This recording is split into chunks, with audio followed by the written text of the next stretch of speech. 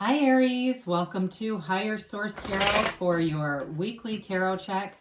This is for the week of May 9th through May 16th for all Aries, Sun, Moon, Rising, and Venus. If you're new to the channel, welcome to you. I'm glad you're here. I post new readings every Friday, then again on Monday. So if a reading doesn't resonate, you can always check back in a couple of days or even look around on those Monday readings. They're not labeled Monday, but they are a different format every week. So just kind of look around for different formatted or different titled readings other than the weekly readings. Lots to choose from here. And thanks to all of you who've been subscribing and hitting that like button and everything you do for the channel. And if you haven't subscribed yet, come on and join us. We'd love to have you. We're having fun here and we will continue here. So what guidance do you have for Aries, Sun, Moon, Rising, and Venus? What messages do you have for Aries, please? What does Aries need to know, please? Okay. All right, so we'll begin as usual with the tarot, and then we will have the Angel Answers Oracle cards here too. All right, so you have here the Nine of Swords, the Six of Swords, the Nine of Pentacles, the Sun, the Nine of Cups. There it is, the star, like that. The Ace of Cups, wow. The Ten of Swords. Interesting that you have the 9 and the 10. That's really interesting. It's like concluding a cycle. I feel like they're telling you whatever this anxiety is. I'm glad to see both of them here, honestly. If you've been really something's weighing on you or it just feels like it hasn't been moving forward, I do feel like you're coming out of that. You have here Aquarius, you've got Leo, you've definitely got air, Gemini, Libra, Aquarius, you've got water, Pisces, Cancer, Scorpio, and a little bit of earth here too. So this Nine of Swords, some of you have really had some restless energy going on. It is that, waking up in the middle of the night, not sleeping well. And even if you're not feeling particularly worried about a circumstance, it also may be just inconsistency in your sleep too. And I feel like with that Ten of Swords here, it takes a toll. It makes it difficult to focus. We might as well talk about these together, right? It makes it difficult to focus. It makes it maybe so you're a little bit less even-tempered and having more emotional reactions in this kind of energy. And pay attention to the card as far as all that darkness in the background. That's the shadow aspect of life. It's the shadow aspect of overthinking things. But the shadow is always the greatest guide into the light. So there is meaning behind this. There is a reason for it. It's not just wasted energy, right? Nothing is wasted in God's economy or the universe's economy, however you want to say that. So whatever trials you've been through here, it's to move you forward into something so much better. Got a beautiful energy and a beautiful relationship here. Like to see the Six of Swords. For some of you, you may even use travel as a way to get out of that. Or even if you've been worried about traveling somewhere, if that's part of the deal for you. But with this, it is moving forward. It is a card of travel, yes, but it's also moving forward in terms of your overall life impact. Your mind, your body, your spirit moves forward here. It's still an emotional energy, though. You see one half of the water has waves, the other half is like glass, not a ripple in it. And so it's really a nod to that balancing out of emotional energy in your life so that you feel more stable, more grounded, and just sort of more fluid. If it seems like you've been manifesting a little bit and then it goes away, you manifest and it goes away, this will help you so that it seems like it's more sustainable. Now, some of you have some really nice fortunate aspects coming in with money with this Nine of Pentacles. This is a card of being single, but I don't think that's going to last for long with the remaining cards here. The Nine of Pentacles, some of you have been just more focused on money, but you've been bringing money in with this. And you may be focused on material things, getting a new car. I see insurance, something with insurance. But with this, it's a card of opulence. It's feeling like you live a lavish lifestyle. So even if you say, well, I'm not quite where I want to be, but I've made a lot of gains, this indicates that. It's also having good people around you. So at work, you may find that your work vibes are really good. You got people around you that get along.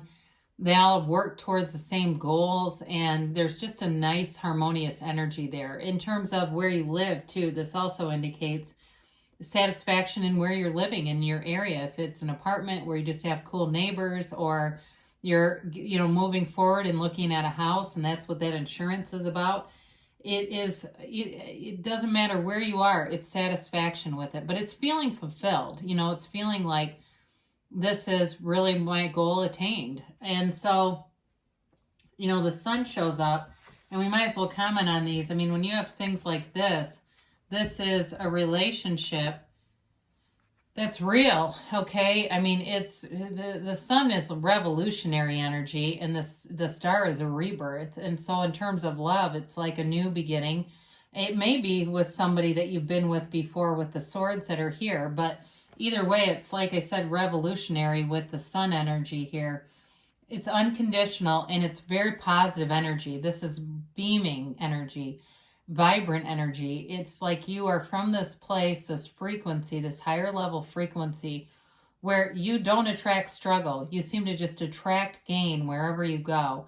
It's also, like I said, you've got a nice aspect here for socializing and just really laughing with other people, getting along with other people. It's also a card of complete acceptance and self-acceptance, very unconditional, non-judgmental kind of energy, but it's pure positive. This is like gold. So anybody that's trying to start something new with a business with that Nine of Pentacles, you're going in the right direction. This is being momentum, very strong momentum being moved forward. So there's no downside to this. And the sunflowers in the backdrop, they really are that breathing new life into things. They stand towards the sun, but when the sun goes down, they stand towards each other. They go and they turn inward, and it's that indication of support. Wherever you are, you've got the right people showing up. And the Nine of Cups comes in, and that's that wish fulfillment again. So the Nine of Cups, you've got an energy of pride and fulfillment. You may also have something given to you, especially with that Nine of Pentacles being here, that really moves you. It may just be a small gesture, but it makes you feel validated. It makes you feel loved. I do see a ring for somebody, and it may be like something in your family, but I see it, and it just is meaningful. It's that kind of thing where it's a meaningful gift. But the Nine of Pentacles is high vibrational stuff as well. It's reciprocal energy. It's give and take. So it's not just giving to others. It's also receiving too. And so with the star, we talked a little bit about the rebirth that comes in here, but it's also a card of deep meditation. She puts her foot on this pool of consciousness for stability and balance, but yet is grounded on the earth. It's bringing heaven to earth. It's bringing in that power that creates worlds into your daily life. And so with this, again, you will feel like people are really attracted to you. This is the wish fulfilled, somewhat like the Nine of Cups. It's nice that they're right next to each other, because I feel like it's Spirit really trying to tell you that what you want is on the way. It's here already, really. It's available to you now. But really being clear about what you want, seeing it in your mind's eye through that meditation process and allowing it to happen. She's relaxed. So in terms of a relationship, there's an outpouring of emotion here. There's a commitment here, and there's true love. There's no doubt about that, but it's a healing energy as well. So I like to see it with the 9 and 10 of Swords. This is the kind of energy that you need with those cards to get you into a place where you're really in flow, really harmonizing. So the Ace of Cups is that deep commitment. It's unconditional stuff here. It's a new beginning. And it's a pull. There's an energetic pull towards this that's undeniable. Whoever this person is, you really have a nice chemistry with them, but it's beyond chemistry. But there's something about it that's fun and this energetic connection. And of course, there's love here too. So with the Ace of Cups, it is abundant, emotionally abundant, satisfying energy. I also feel like this relates to work endeavors, though. So for some of you, that work vibe that feels so good and it's fun and energetic, you may have a new beginning here, whether it's a promotion or you're starting something on your own. It goes, though. This is an energy that's fluid and solid, and it's supposed to be, So we'll just talk briefly, because we already kind of touched on this Ten of Swords. You can't feel any lower than this. It can be a bit of a dramatic energy, too. So for those of you that are wondering about reconciliation, the dramatic thing seems like it's pointed in your direction, like somebody really overdid, you know, the impact of the other person's behavior on them. It may have been blown out of proportion. I get that. I feel like you're going to get like a get more information kind of card or something. Because with that, I feel like it's, you know, there's a cycle ending there. And there's so much beautiful, harmonious energy in here. You can't deny that. So let's see what the angels have to say. It's kind of funny that it started with the 9 and ended with the 10, though. That does make me chuckle a bit.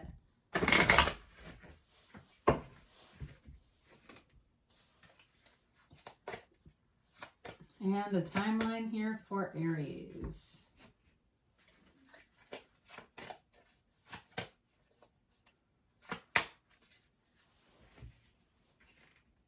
All right, you have communicate clearly.